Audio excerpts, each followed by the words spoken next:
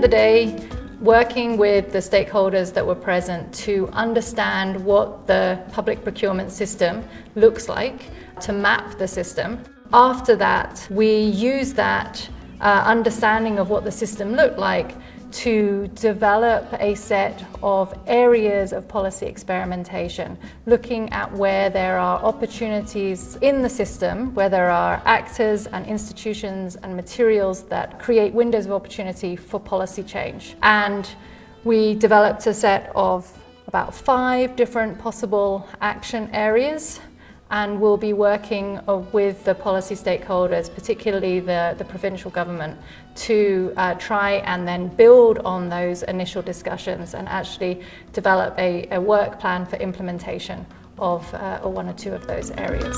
We've commissioned the experts University of Johannesburg to help us to develop a policy around green procurement.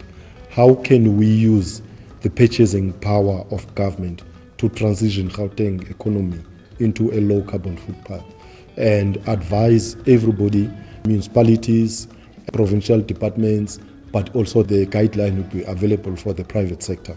Participating in the workshop has been great. I'm learning a lot from the other stakeholders, from the other departments, supply chain management as well. I'm learning a lot about that and how important it is for green public procurement, and also like the theories of change as well. The exercises we've been doing have been challenging, but they've been very rewarding.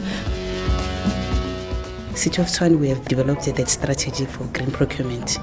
So coming here, it was just to check as to whether do we need to review it, do we need to improve something, who else is in the space. One of the reasons that it's important for educational institutions to be involved, as the research chair shows, is to look at transformative innovative practices.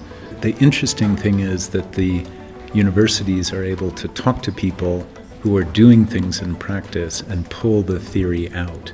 The good ideas are already there, and this workshop format allows them to be circulated, put together, and then fully more put into practice at scale.